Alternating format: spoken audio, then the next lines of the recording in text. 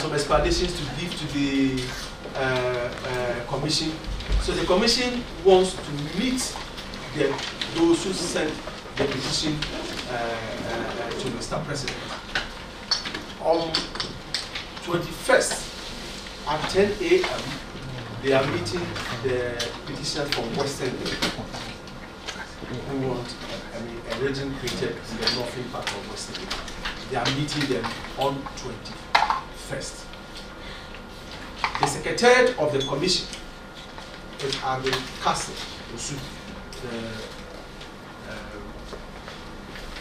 where the seat of government used to be, at the castle.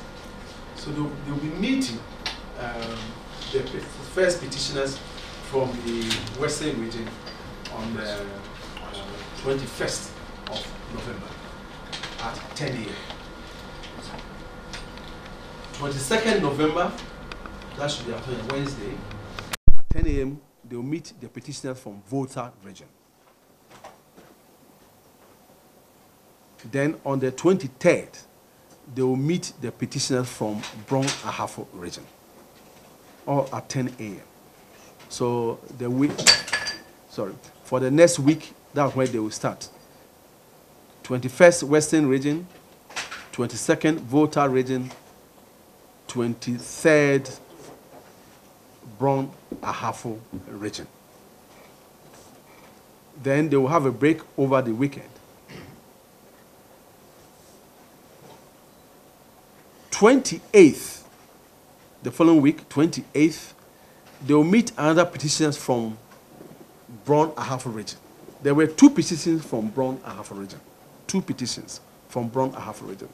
So the first petition is what will take place on 23rd. The second one will be on Tuesday, 28th November.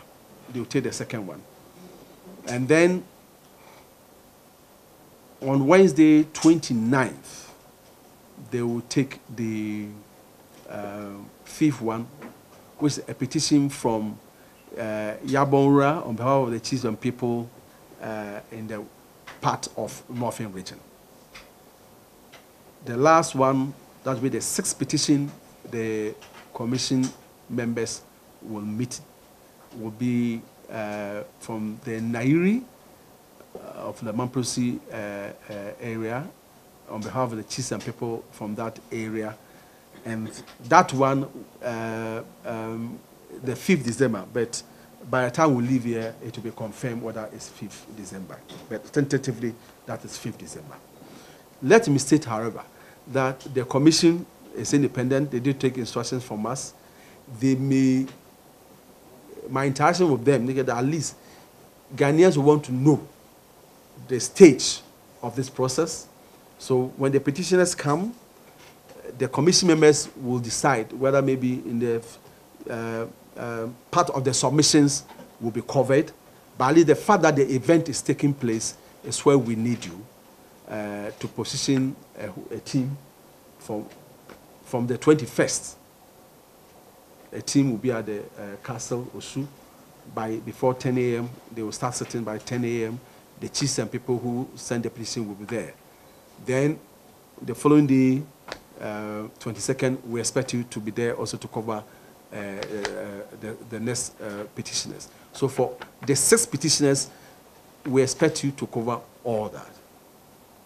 And that is why we invited you, to let you know. We didn't think that we would just write a letter inviting you to come and cover it without trying to let you understand where we have reached in this process. After this interaction, the commission intends to move to the regions and have public hearings or stakeholder consultations. So we expect them to move to Western region and then have stakeholder consultations and public hearings and listening to people. I want to believe that we'll meet your colleagues in the regions, unless maybe a particular media house will want to move from Accra to cover it. They sent to them, they have gone through, they have been meeting, perusing it, but they should come and explain to them more. This is the purpose for the sitting in Accra. the 6 sittings they're going to have in Accra is for that purpose. After that, they will move to their regions and get to know. Because if you go to what do you call it? The constitutional provisions of Article 5.2, 5.3, and 5.4 that are read, their purpose is that, for example, 5.4 says that the commission should find out whether there's a substantial need. Is there a need and a substantial demand for the creation? 5.4, where a commission of inquiry appointed under clause 2 or 3 of this article finds that there's the need and the substantial demand for the creation, alteration, or merger referred to in either of those clauses, it shall then recommend to the president that the referendum to be held. This actually is the purpose for this meeting. But since I took you from the earlier engagement that some of you were even aware, maybe I should as well continue. After these engagements, 5.4 states that the commission shall recommend to the president that a referendum be held, specifying the issues to be determined by the referendum and the places where the referendum should be held. This is what the Constitution says. 5.5 will also tell you that after the commission has finished its work, and the CI, the president gave the commission not later than 6 months, unless maybe they make a special plea for extension of time. It's about 6 months. Article 5.5 says, the president shall refer the recommendations to the Electoral Commission, and the referendum shall be held in a manner prescribed by the Electoral Commission. After their work, there will be a referendum, depending on the recommendations they make. And it might interest you to note, again, that is not for this moment, but as I said, once we are here, we can refresh our memory. So 5.6 talks about an issue referred for determination by referendum under clause 4 or 5 and 5 shall not be taken to be determined by the referendum unless at least 50% of the persons entitled to vote cast their vote at the referendum. And of the votes cast, at least 80% were cast in favor of the issue. This is what the Constitution has said. Remember, I told you that from all that we have said in our manifestos and all that, how you should get the thing done have been prescribed by the Constitution. You have no president or no government can decide how he wants to do it. No. The framers of the Constitution anticipated this one, and so in chapter 2 of the Constitution is clearly spelled out, and we are certainly committed, His Excellency committed to follow through what the Constitution provisions provide. And after that, if you succeed, then, of course, the election will be. So, ladies and gentlemen, it's clear, as we have said oftentimes, that this is a process that you cannot, by any sort of imagination, impose it on anybody. And even if a leadership of a people asks for this request, it will be validated by the people themselves. So if you don't get 50% of your people to come out to vote, and if the 50% also do come out, if you don't get 80% to say yes, even though you have sent the petition, you won't get it. And it's very clear. So this is something that you can never impose, you can never do any tricks about it. The Constitution has stated it clearly, and that's what we are following. Well, because it is being done by various state institutions, they submit their budget as and when they are assigned a responsibility to do. For example, in the course of this work, we felt that an institution like the National Commission for Civic Education should be abreast of what is going on. They should understand the processes, and they should be able to explain to the people, because many people did not even know that the Constitution actually addresses this matter. And all sorts of people had all sorts of interpretations, surprisingly, even very learned people. So we felt that, no, people should be educated about this. So we have met the commission. In fact, they had a seminar somewhere in Kwewu where all the regional directors and staff were there, and we went and had interaction with them. And we are trying to engage them to undertake public education exercise. That, for example, I cannot tell you how much it will cost. They will have to do that. The next one is the commission's work. I mean, as they move to the regions, if you are talking about fuel and accommodation, those logistics. Right. Then the next major one is the work of the Electoral Commission as they conduct the referendum, how much it will cost to conduct the referendum. Exactly. So these are things that will come from those state institutions. For now, we want to, as much as people, direct the people's focus on the processes so that people will understand the processes and know that we are following strictly what the Constitution says. The name of our ministry is Ministry of Regional Reorganization and Development. So certainly, the ministry in our action plan, there's going to be a referendum. It can be yes or no. If it is yes, what happens? And if you continue with the 5.7 and 5.8, the president will then have to issue an instrument to create a region if they go through the processes and they succeed. Obviously, if this happens next year and a region is created, we know that there has to be a regional capital, there has to be the infrastructure to support the new region. We certainly will plan towards that. As much as possible, I have tried not to get into answering those questions. Because you see, it's a constitutional provision. It's just asking that, why do you stand up there before you go and cast your ballot in presidential and parliamentary elections? For academic exercise, you may want to go into that. But the question is that the Constitution says that to elect a president, you have to go and vote. So whether you think there's benefit or not, it's my constitutional duty, my right to do. The Constitution again says, and that's why we went through the constitutional provisions, that upon petition, the president has no choice but to refer it. If the president had gone by maybe Article 5.3, which states, if notwithstanding that a petition has not been presented to him, he decides to do it, then these questions will follow. Because the president has decided to do this. What is the reason? But 5.2 says that upon receipt of the petition from the people, and the people have the right, fundamental right, to ask for it, because the Constitution says they can do it, and they go through the process, they should have a reason. And I'm sure if they come to this interaction with the Commission, they will state. Not that I cannot tell you. You see this report? It contains reasons, map, figures, statistics, economic, everything, why they think they should have it. And they should be the best people to explain it. I hope you understand me. They have. These are reports, and you realize that these are petitions that have been written. Some are, you see this one, if you can capture the point, you see that it's not by computer, it's by typewriter. They started sending these petitions 30 years ago. Some even have petitions 1970, dating back to 1970. It's something that people have asked for a long time, and they have their reasons for it, and they have well argued their reasons, and that's why they are appearing before the Commission.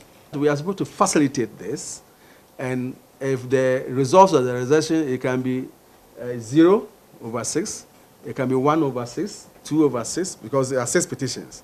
So it may well happen that no petition succeeds. So that will be 0/6, isn't it? And it can be only 1 petition, it can be only 2. So at the end of the day, if you are, for example, want to conjecture and say that, well, all the 6 will succeed, and for that matter, therefore, we have 16 regions, then it means that we have to start looking at how to establish the 6 regions and have the infrastructure to support the 6 regions. Yeah, if you go to the Local Governance Act, it talks about decentralization. There's a lot of discussion on the role of regional coordinating councils. Their coordinating role, their supervising role, their planning role. So this whole exercise should be seen in the context of decentralization, and it is captured in the Act of the Local Governance Act. Governance is the benefit, the actors benefit from it, or the parties in government benefit. No. The whole issue of being in government, of being part of the political process, is to pursue policies and programs that will go to upgrade the quality of life of the people. That is the whole essence. It's not, there's nothing to, maybe the benefit from it is the satisfaction that you have pursued a policy or a program that has gone to upgrade the quality of life of the people. The satisfaction that you get from it is the benefit. But other than that, there's absolutely no political advantage envisaged in this. Because as I tell you, if you read page 67 of MPP manifesto, as the minister said, categorically, we talked about Western North. Yeah. Page 67, we said Western North. Only one. Admittedly, when His Excellency, a candidate at that time, went round, he did assure, promise people, Buta region, Ahafu, and that. Yes, on the platform, yes. But in our manifesto, page 67. Whereas, if you go to page 72 and 73 of the NDC manifesto, they were very categorical. 5 regions. 5. I don't want to believe they said 5 because they thought they will have a podcast. No, I want to believe that we all said because it's a reaction. It's to the demands of the people, which they have made so many years, so many decades, and it was time to listen to them. I want to believe that is the reason why we are doing these things. But again, if Mr. President had gone by 5-3, then these issues would be the case. But he went by 5-2. In fact, if he received 10 petitions, he would have sent 10 petitions. If he received 2 petitions, he would have sent. So this one is not a party A or party B, no. It's the people who have presented the petition. So that's how we should look at it. And my interest is to note that all political parties are not there. There's no partisan approach to it. And it's something very refreshing. Towards this work, we have also met members of parliament from all these 4 regions. All of them together. We've met them. And the approach is non-partisan. Like I said, I've repeated many times that putting a manifesto and promise aside, there's no way you can do it the way you think you want to do it. For that matter, government A, government B, government C, you have no choice but to do what has been prescribed in the Constitution. So it is, but unfortunately, or maybe fortunately so, we have no choice but to abide by what the Constitution says. It may take all this while, but that's how it should be. In fact, on the latter side, those who really want it, they don't see why you say we should even go through this. They think that, we have asked for this thing over 30 years, just give it to us. Why do we have to? No. But we have to go by what the Constitution says. And for the petitioners, yes, the petition is normally signed on behalf of the people who, at times some chiefs sign, at times they get opinion leaders to sign. Yeah. So all the petitions are there. But now, formally, it's in the custody of the commission. Because, so maybe when they meet from Tuesday, they'll be able to talk about it. And the people who come there will speak to their petition. So the leadership of those who brought the petition are going to speak to it when they meet at the castle. Yeah.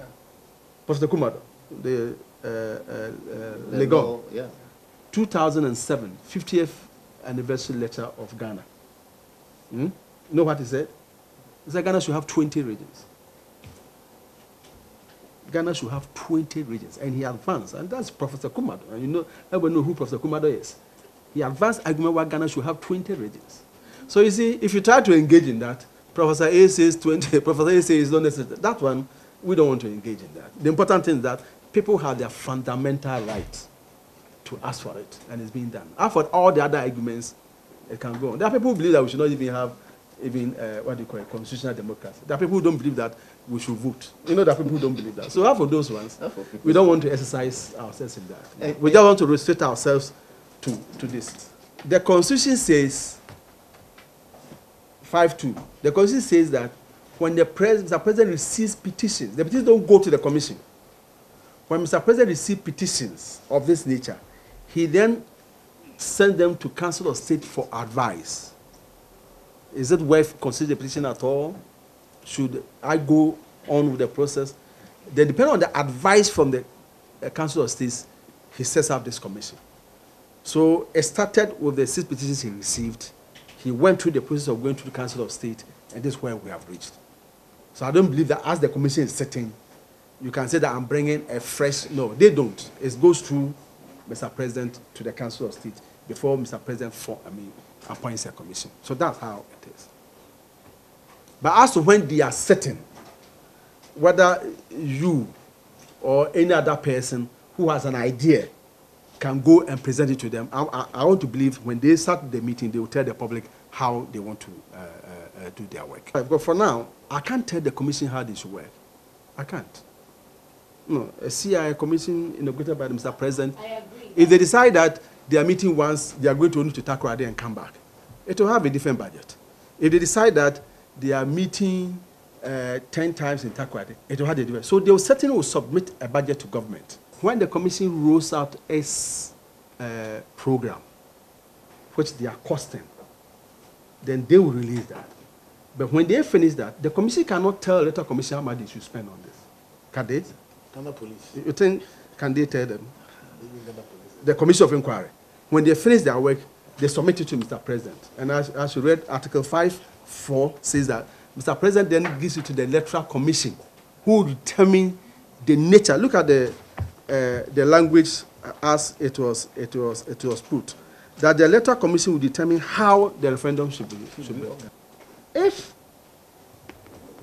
the recommendation of the commission, this commission, says that, Mr. President, Do only 2. we think only 2 should be done, would the budget not be different from 6? Exactly.